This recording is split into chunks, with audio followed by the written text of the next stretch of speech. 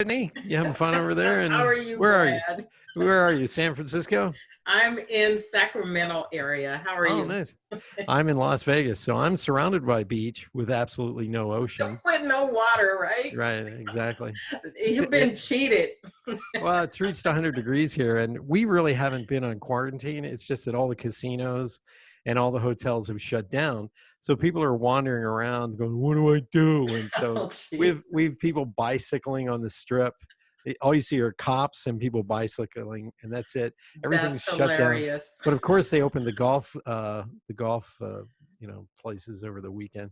Of Uh, course. yeah, You of know, course. you gotta be able to play. Well, that is the ultimate in social distancing. At least the way I play golf, because my Uh, ball is over there, so I'm get over out of the here, way. and the rest of the group is over there. Four, So it's all good.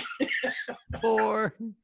I could see you with that white little hat on and your hair pulled back, and then the right socks and the right shoes. Ah, you're taking me off topic here, Brad. Let's get back to That's the my subject job. at hand. It Although laughter is an awesome habit. So actually, we is. could talk about that. It's one of my favorite habits, and I'll tell you And, why. and I'm right a now, we yeah. could I mean, use we could use a lot of that. So well, I'm a keynote speaker, and I learned. I used to I would talk mostly about millennials. And I remember when I first started, the boomer executives would sit in the back of the room with their arms crossed like this, and they need to be paddled and all this other stuff. And I said, how can I reach them? How can I get them to understand that this next generation will never act like you? And so I started to bring toys on the stage and get them to laugh. And once I got them to laugh, then I could show them the information. And that's when people went, oh, and their jaws would drop. I mean, literally they would leave scared but happy. you know, your world is over. That's all I was trying to I make. will say this, as a on the back end of the boomers. Hmm. At least my husband keeps telling me that. Yeah, we're I keep trying to claim something else. He keeps on, no, you're a boomer. I will say that he brought laughter into my house because nice. he's a husband. So I'm just Yeah. going to leave it at that. Well, you're a So, cusp.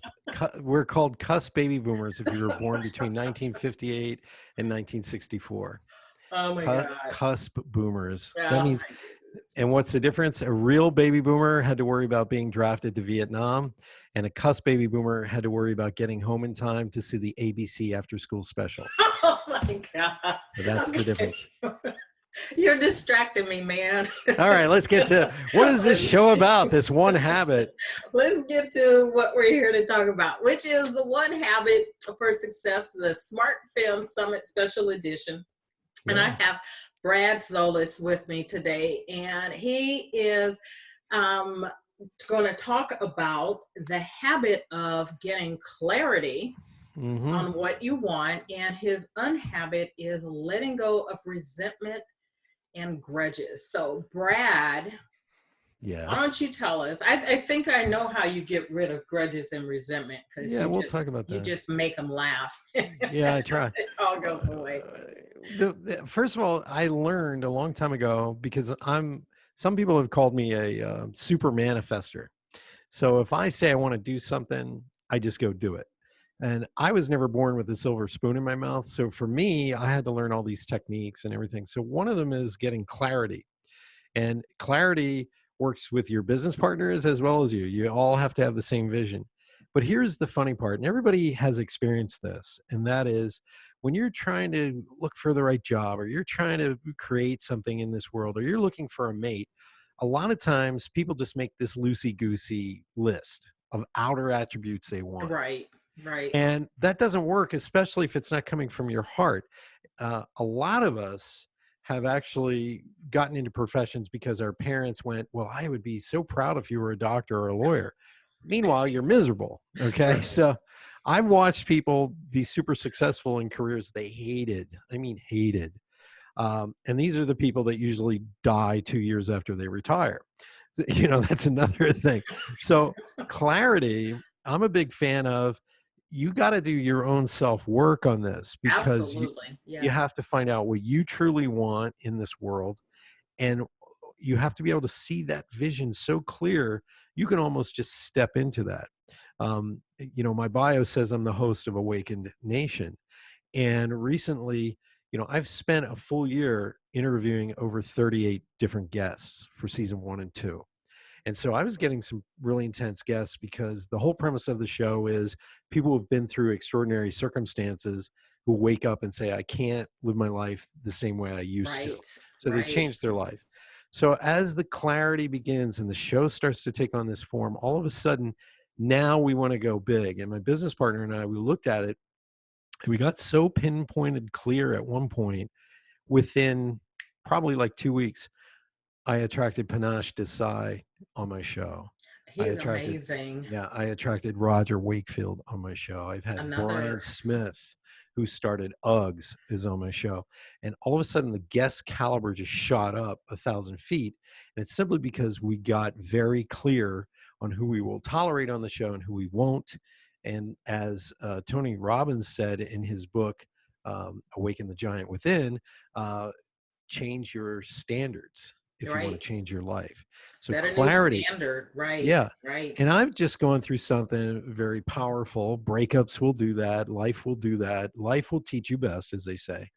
But I started to realize I was chasing stuff outside of me instead of Mm. going inside and saying, okay, I have everything within me. They all say that. Everything you want is all within you, Brad. And maybe I should have done Mr. Kazoo or whatever from the Flintstones instead. That would have been funnier. Hilarious. Hey, Mr. G, whatever. Flintstone, one of those. I used to do voiceovers, so excuse me if I go off on a couple of tangents, but clarity in your career, in your life, in certain things will bring that to you. So a Right. lot of people, this is how they do it. They actually do it from the outside. And this is actually a shallow way to do it. I'm not knocking it, but most people, let's say they're looking for a spouse. They got to have the right college degree. They got to make this kind of money. They got to do this and they got to do that. And they got to be able to want a house and they got to look a certain way and they have to have this and that. And you know what? Remember when the yuppies did all that back in the 80s? Yes. And guess what we found out? Yuppies had to actually schedule sex on a Tuesday because they couldn't break out of these damn schedules and this dumb, I have a day runner or day planner and I'm going to schedule you in at 5:30. If you're not home, well, we're not having sex. And they were all on the couch at a psychiatrist's office saying they're not happy. They had Wendy and they had the 2 kids and they weren't happy. Right. Then in the second marriage, they marry somebody from the Caribbean and they're happier than hell. And they spend the rest of their life with the second person because they stopped with that outer stuff. Right. Instead, go inside and say, how do I want to feel when I'm around this person? How do I want them to love me? Because a lot of times the mistake we make is we will love or touch the other person in the way we want to be touched. Exactly. And Exactly. then they get ignored. They get annoyed by us and we get ignored. And so what would you want in your life if you didn't have to do anything? And it goes with business, it goes with success, it goes with relationships. If you gain clarity, you go within and you decide, I want to look at these attributes, these inner core feelings and attributes that I would like in wherever you want to go, and you get clear about that and you find the joy within that and you sit in that joy of accomplishing that or receiving that or whatever, you'd be surprised how quickly that comes to you. Clarity is the key to Absolutely. everything. I mean, I learned that in the martial arts. If you see the Kempo Jiu-Jitsu behind you, you have to get clear and your mind will lie to you. Right. So you have to know what is a lie and what is truth. And here's why the people who can't manifest 90% of the time, it's because they're either trying to manifest something they truly don't want. They're just trying to make somebody else proud in their life. Or the second reason is they're trying to manifest something that is not in alignment with what is true to their subconscious belief. In other words, if I sat here and I said to somebody, well, you can make $1,000,000. Well, like Les Brown said, he goes, the easiest thing I ever did was make $1,000,000. Right. The hardest thing I ever had to do was believe I could make $1,000,000. So those of you who are watching or listening, you got homework to do. That's all I have to say.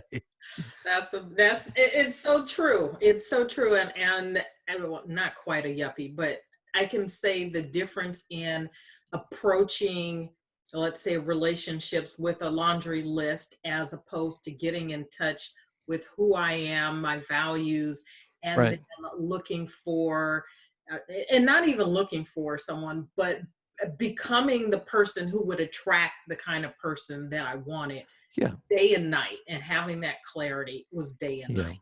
Right.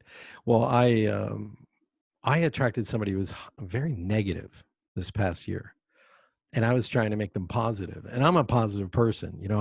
I can crack jokes at a funeral, my own grandfather's funeral. I can crack jokes. That doesn't mean I'm not crying, but and I'm not in denial, and I'm not using that as a deflection. I just can sit there and go, "Wow, here's the funny side of life."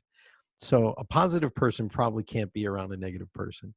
Um, if you're super serious, you may want to attract somebody in your life that helps you not be so serious. Lightens you up, It right? lightens you up a little bit. Second husband, ding, ding, ding. Yeah. So uh, it's part of it. It's how do you feel when you're with that person? And Yeah, by the way, the law of intention is also very important here. If you're just looking for a relationship because you're needy and you don't want to be alone, guess what you're going to attract? right. People And who then you're keep going to leaving be you. resentful about it, right? Yeah, Yeah. and it's not really them, it's you. All relationships, all bumps in the road, all things that happen to you, whether it's in your business or your personal life, are a reflection of what you've attracted. Yes. This is really, I know this sounds metaphysical and granola eating and Birkenstock wearing, kind of mumbo jumbo, but the Are reality you is from Berkeley or Vegas? I'm What's from going on? Vegas, but Birkenstock wearing. Yeah, I know. I actually use that term in my book. It's like I know some of you are going to freak out. Crystal wearing, Birkenstock wearing. Uh, but the thing is, uh, it's the law of attraction or the law of magnetism, as Napoleon Hill said, and that is we attract the things to us so we can learn. And if we don't shift our thinking in our heart center and what we want, we're going to attract an exact reflection of what's going on inside. We don't attract what we want, we attract what we are, Yes. as they say. So this is why clarity is important, and clarity has to happen when you've done the work to figure out what you truly want. And you also have to know what you don't want, and don't think about what you don't want, just acknowledge it and let it go, and put in its place the stuff you really want. So if you want a mate that it just adores you when they look at you and it makes you laugh, and they're a little shy, but and they're also sexy and sexual, and they love you and they want to touch you, and they have the same love languages, those kind of things. When you get really clear about that, you're going to attract the right mate. And some of us, I'm going to talk about this, have low self-esteem. And low self-esteem can come in two ways. Some low self-esteem can come in the form of, I can't get up and talk in front of people, and they get all shy, and they make bad choices and things like that, and they date the wrong people, and because they don't think they're worthy of that person or whatever. And then low self-esteem actually comes in the opposite as well. Someone who has to write an international bestseller or get a black belt or whatever, and they're always doing because they're trying to get attention and trying to Right. prove themselves. You wouldn't know anybody who does that kind of stuff, right?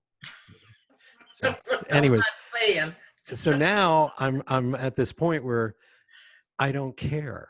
I'm doing this for me. And Right. once you make that shift, you stopped attracting and being needy about certain things. And you start getting into your own groove. And so you're running along and you're doing your thing. And guess who's going to run beside you? They're going to come up alongside of you. So it's very important that you get clear about you, yourself, um, what you love about yourself. Learn that this is all about self-love. I mean, that's what Yeah. we're really talking about. Right. Right.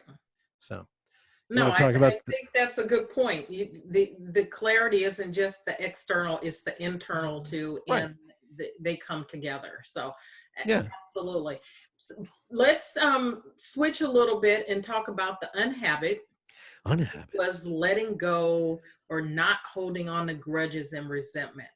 And what's your, kind of words of wisdom on that? That's not an easy one to just do. And I don't recommend, if you're, I was raised Catholic, so there was always this sort of turn the other cheek, do what the Lord Savior says. But sometimes we can't. A year ago, I got involved with a business partner that turned out to be a con man. And he lied and conned one of my closest friends who I've known for 12 years into believing him. And I lost a friendship over lies. I mean, we're talking, this person described me like an alien. I'm not any of those things, and got a bunch of people to believe him. And it took about 3-4 months. I was depressed. I was upset. I ended the business and started a new one with a new business partner. And then I started getting phone calls. Even his ex-girlfriend called me and said, "Is this true? Is he the one who's the con and you're the good guy?" I said, "All you have to do is do a Google search on me. You can see he has nothing on the internet about him. And I have hundreds of articles and podcasts. I've been in Forbes magazine.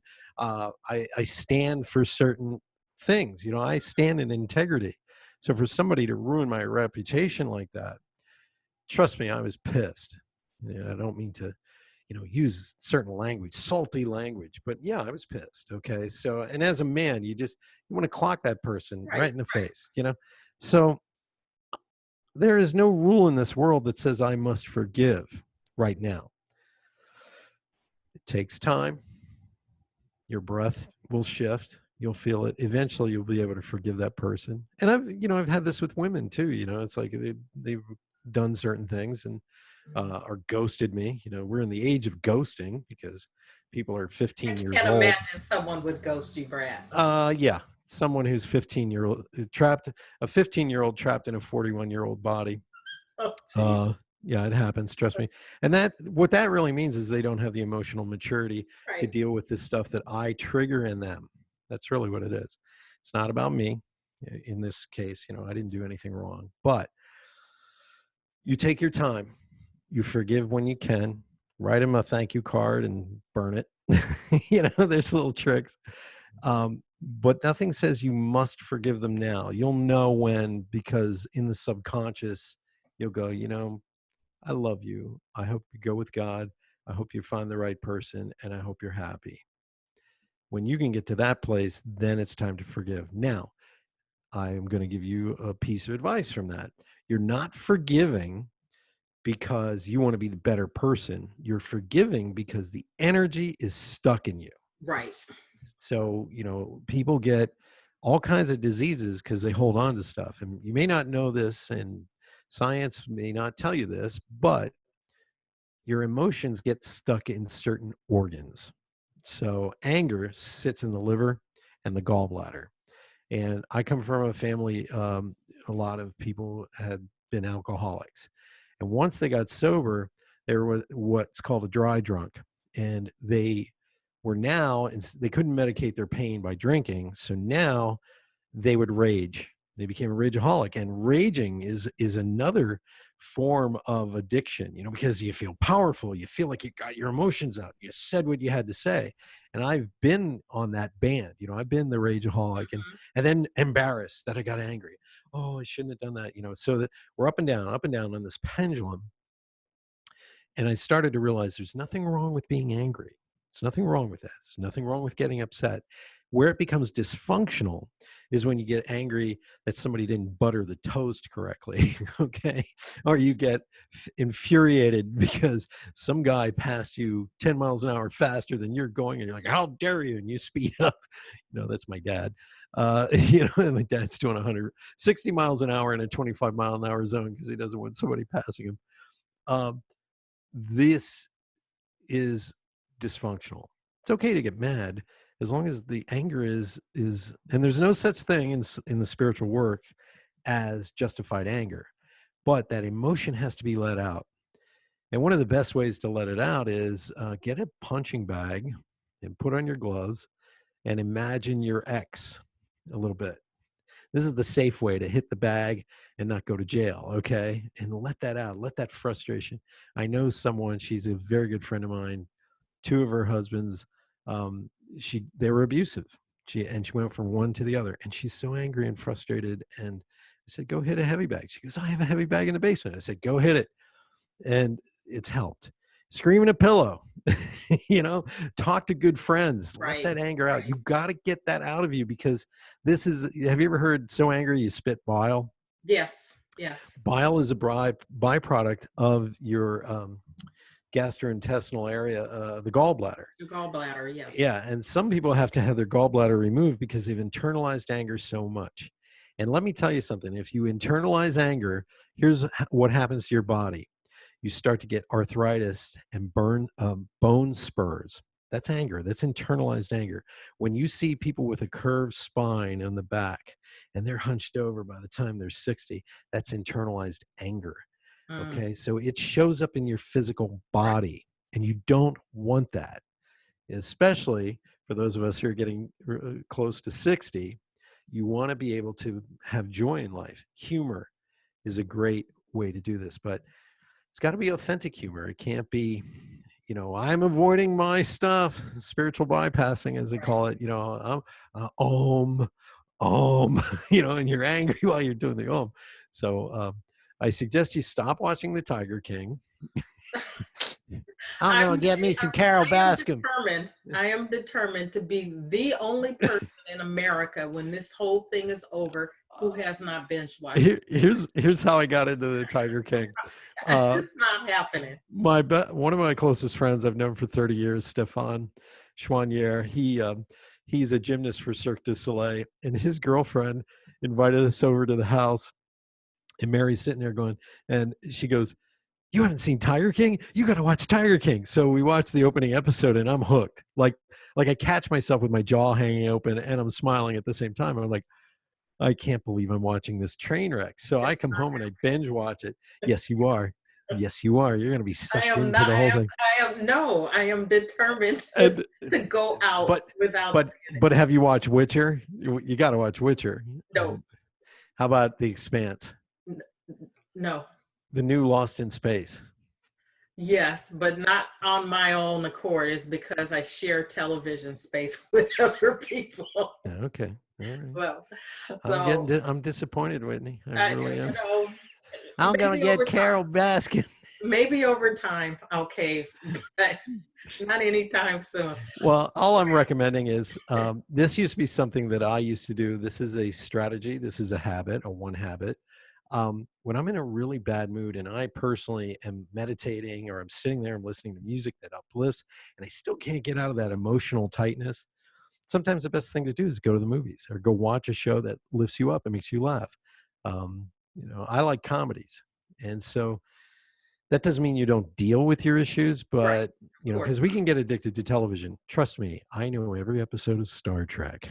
So that can be an addiction in its own way, but a positive addiction. I don't want to knock Star Trek. I love Star Trek, but we can get caught up into, I want to be a fanboy of this show so much I exclude life itself and I Right. live vicariously through the characters.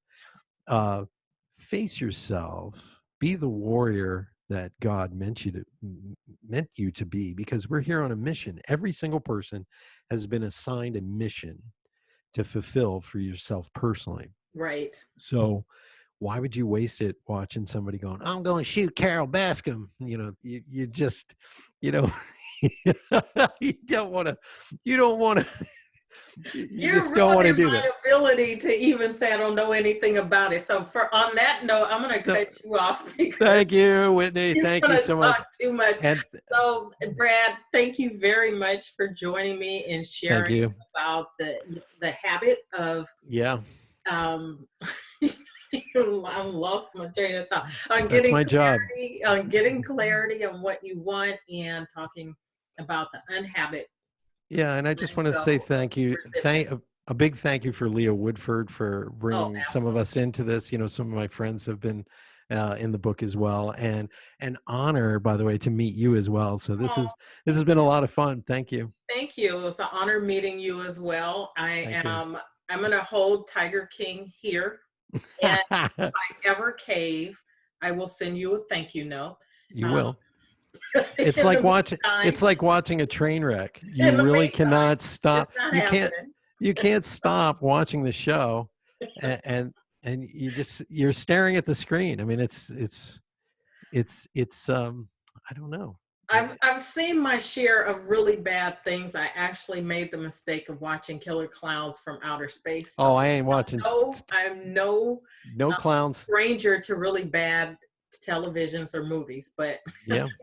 I think one a year is plenty. So I'm going to let you go, but I want to thank Thank you. everyone for stopping in. And if you don't have the book already, please make sure you get One Habit for Success, the Smart BIM Summit Special Edition, and start with Brad's chapter on getting clarity on what you want, and Yeah.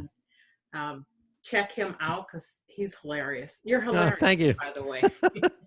Thank you. Thank you. Take care. Bye, everybody.